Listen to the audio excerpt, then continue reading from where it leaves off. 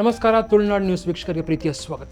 ಮಂಗಳೂರು ಹೇಗಿದೆ ಅಂತ ಹೇಳಿದರೆ, ಇಲ್ಲಿ ಅಕ್ಕಪಕ್ಕದ ಜಿಲ್ಲೆಗಳಿಂದ, ಅಕ್ಕಪಕ್ಕದ ರಾಜ್ಯಗಳಿಂದ ಮತ್ತು ಅಕ್ಕಪಕ್ಕದ ಗ್ರಾಮ, ತಾಲೂಕು ಅಥವಾ ಬೇರೆ ಬೇರೆ ಊರುಗಳಿಂದ ಮಂಗಳೂರು ಅಂತ ಹೇಳಿದರೆ ಒಂಥರ ದೊಡ್ಡ ಸಿಟಿ. ಸೊ ಇಲ್ಲಿ ಬಂದು ಕೆಲಸಕ್ಕೋಸ್ಕರ, ವಿದ್ಯಾಭ್ಯಾಸಕ್ಕೋಸ್ಕರ ನೆಲೆಸುವವರು ಸಾಕಷ್ಟು ಮಂದಿ ಇದ್ದಾರೆ. ಆದ್ದರಿಂದ ಇಲ್ಲಿ ಪಿ ಜಿಗಳು ಕೂಡ ತಲೆ ಎತ್ತಿರುವಂಥದ್ದು ಸಾಮಾನ್ಯ. ಮತ್ತೊಂದು ಕಡೆಯಲ್ಲಿ ಈ ಬೇರೆ ಊರಿನಿಂದ, ಬೇರೆ ಜಿಲ್ಲೆ, ರಾಜ್ಯಗಳಿಂದ ಇಲ್ಲಿ ಬರ್ತಾರಲ್ಲ, ಬಂದು ಇಲ್ಲಿ ನೆಲೆಸುವಂತಹ ಹೆಚ್ಚಿನವರು ಹುಡುಗಿಯರು ಅಥವಾ ಯುವತಿಯರು. ಅವರು ಕೆಲಸಕ್ಕೋಸ್ಕರ ಇಲ್ಲಿ ಬರ್ತಾರೆ, ಇಲ್ಲಿ ನಿಲ್ತಾರೆ. ಇಲ್ಲಿ ನಿಂತು ಎಲ್ಲೋ ಸಣ್ಣ ಪುಟ್ಟ ಕೆಲಸ ಇರ್ಬೋದು, ಅದನ್ನು ಮಾಡ್ತಾರೆ. ಮಾಡಿದ ನಂತರ ಅವರಿಗೆ ನಿಲ್ಬೇಕಂತಂದ್ರೆ ಪಿ ಜಿ ಬೇಕಾಗತ್ತೆ. ಕೆಲವರು ಏನು ಮಾಡ್ತಾರಂತಾದರೆ, ಒಂದಿಬ್ಬರು ಮೂವರು ಸೇರಿ ಹೆಣ್ಣು ಮಕ್ಕಳು ಒಂದು ಫ್ಲ್ಯಾಟನ್ನು ಬಾಡಿಗೆ ತೆಗೆದುಕೊಂಡು ಅಲ್ಲಿ ನಿಲ್ತಾರೆ. ಮತ್ತು ಅವರಿಗೆ ಬೇಕಾಗಿರುವಂಥ ಆಹಾರ ಎಲ್ಲ ತಯಾರಿಸ್ಕೊಂಡು ತಿನ್ಬೋದು ಅಂತೇಳಿ ನಿಲ್ತಾರೆ.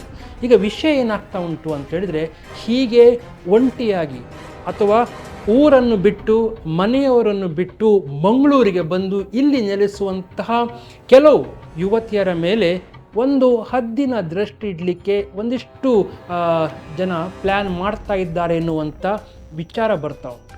ನಾವಿದನ್ನು ಸ್ಪಷ್ಟವಾಗಿ ಲವ್ ಜಿಹಾದ್ ಅಂತ ಕರೆಯುವುದಿಲ್ಲ ಅಥವಾ ಅದಕ್ಕೆ ಮತ್ತೆ ಆ ಹಳೆಯ ಕಥೆಗೆ ನಾವು ಹೋಗುವುದಿಲ್ಲ. ಆದರೆ ಯಾವಾಗೆಲ್ಲ ಹೀಗೆ ಊರು, ಮನೆ, ಮಠ ಬಿಟ್ಟು ಬರುವಂತಹ ಹೆಣ್ಣು ಮಕ್ಕಳ ಮೇಲೆ ಹದ್ದಿನ ದೃಷ್ಟಿ ಇಡುವಂಥ ಕೆಲವು ಯುವಕರು ಏನು ಮಾಡ್ತಾರಂತಂದರೆ, ಅವರೊಟ್ಟಿಗೆ ಸ್ನೇಹವನ್ನು ಬೆಳೆಸ್ತಾರೆ. ಸ್ನೇಹವನ್ನು ಬೆಳೆಸಿದ ಬಳಿಕ ಅವರ ಪಿ ಜಿಗೆ ಬರುವುದಾಗಲಿ ಅಥವಾ ಅವರು ಇರುವಂಥ ಆ ಫ್ಲ್ಯಾಟಿಗೆ ಬರುವುದಾಗಲಿ ಮಾಡ್ತಾನೆ ಇರ್ತಾರೆ. ಇನ್ನೊಂದು ವಿಚಾರ ಅಂತ ಹೇಳಿದರೆ, ಪಿ ಜಿಯವರು ಹೀಗೆ ಮುಕ್ತವಾಗಿ ಯಾರು ಬಂದರೂ ನಮ್ಮದೇನೋ ಗೊತ್ತೇ, ನಮಗೆ ತಿಂಗಳಿಗೆ ಕೊಟ್ಟರೆ ಸಾಕು ಎನ್ನುವಂಥ ಮನಸ್ಥಿತಿಯನ್ನು ಹೊಂದಿರುವುದರಿಂದ ಇದು ಒಂದು ರೀತಿಯಲ್ಲಿ ಡೇಂಜರ್ ಅಲಾರಮ್ ಕೊಡಿ. ಮತ್ತೊಂದು ಕಡೆಯಲ್ಲಿ ಫ್ಲ್ಯಾಟ್ ಕೊಡುವಂತಹ ಆ ಓನರ್ಸ್ ಕೂಡ ಏನು ಮಾಡ್ತಾರಂತಂದರೆ, ನಮಗೆ ತಿಂಗಳಿಗೆ ಹಣ ಬಂದರೆ ಆಯಿತು, ಅಲ್ಲಿ ಯಾರು ಬೇಕಾದರೂ ಬರಲಿ ಹೋಗಲಿ, ಏನೂ ಆಗಲಿಲ್ಲಲ್ಲ ಇಲ್ಲಿ ತನಕ ಎನ್ನುವಂಥ ಒಂದು ಧೈರ್ಯದಿಂದ ಕೊಟ್ಟಿರ್ತಾರೆ. ಏನಾಗತ್ತೆ, ಯಾವತ್ತೋ ಒಂದು ಸಂದರ್ಭದಲ್ಲಿ ಹೀಗೆ ವಕ್ರದೃಷ್ಟಿ ಬಿಟ್ಟಿರುವಂತಹ ಈ ಯುವಕರು ಆ ಯುವತಿಯರನ್ನು ಮಿಸ್ಯೂಸ್ ಮಾಡಿದರೆ ಅಥವಾ ಹೆಚ್ಚು ಕಡಿಮೆ ಮಾಡಿ ಅಲ್ಲಿ ಏನಾದರೂ ಸಂಭವಿಸಿದರೆ ಆಗ ಏನು ಗತಿ? ಈಗಾಗಲೇ ಕೆಲವು ಘಟನೆಗಳು ಅದಕ್ಕೆ ಪೂರಕವಾಗಿರುವಂಥ ಒಂದು ವಾತಾವರಣವನ್ನು ಸೃಷ್ಟಿಸ್ತಾ ಉಂಟು. ಮೊನ್ನೆ ಅಷ್ಟೇ ಒಂದು ಘಟನೆ ಆಯಿತು. ಕಾರ್ನಲ್ಲಿ ಹೋಗುವಾಗ ಒಂದು ಹುಡುಗಿ ಮತ್ತಿಬ್ಬರು ಹುಡುಗರು, ಅದು ಕಾರ್ ಹೋಗಿ ಒಂದು ವೆಹಿಕಲ್ಗೆ ಅಂದರೆ ಸ್ಕೂಲಿನ ಬಸ್ಸಿಗೆ ಡಿಕ್ಕಿ ಹೊಡೆಯಿತು. ನಂತರ ಆದಂಥ ಘಟನೆ ಎಲ್ಲರೂ ಕೂಡ ವಿಡಿಯೋದಲ್ಲಿ ನೋಡ್ತಾ ಇರ್ಬೋದು, ನೀವು ಕೂಡ ನಿಮಗೆ ತೋರಿಸ್ತಾ ಇದ್ದೇವೆ.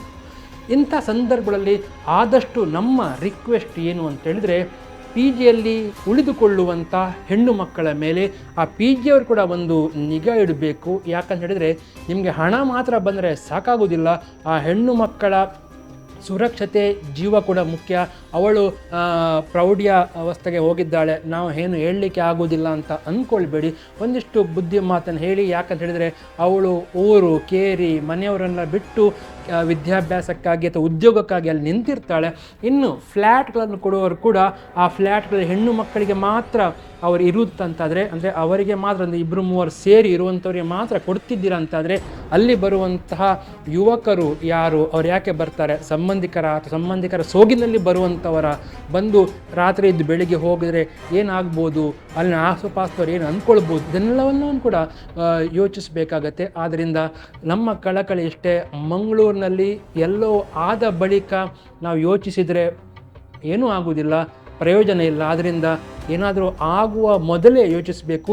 ಈಗಾಗಲೇ ಹಿಂದೂ ಪರ ಸಂಘಟನೆಗಳು ಕೆಲವು ಹೆಲ್ಪ್ಲೈನ್ ನಂಬರನ್ನು ಕೊಟ್ಟಿದ್ದಾರೆ. ಅದು ಬಜರಂಗ ಇರ್ಬೋದು, ಶ್ರೀರಾಮ್ ಸೇನೆ ಇರ್ಬೋದು ಕೊಟ್ಟಿದ್ದಾರೆ. ಆದ್ದರಿಂದ ಏನಾದರೂ ಅನುಮಾನಗಳು, ಸಂಶಯಗಳು ನಿಮಗೆ ಬಂತು ಅಂತಾದರೆ ದಯವಿಟ್ಟು ಸೂಕ್ತ ಒಂದು ಕ್ರಮವನ್ನು ತೆಗೆದುಕೊಳ್ಳಿಕ್ಕೆ ನೀವು ಕೂಡ ಜವಾಬ್ದಾರಿಯುತ ನಾಗರಿಕರಾಗಿ ಮುಂದಕ್ಕೆ ಬರ್ತೀರಿ ಅಂತೇಳಿ ನಾವು ತುಳುನಾಡು ನ್ಯೂಸು ಆಶಿಸ್ತೇವೆ.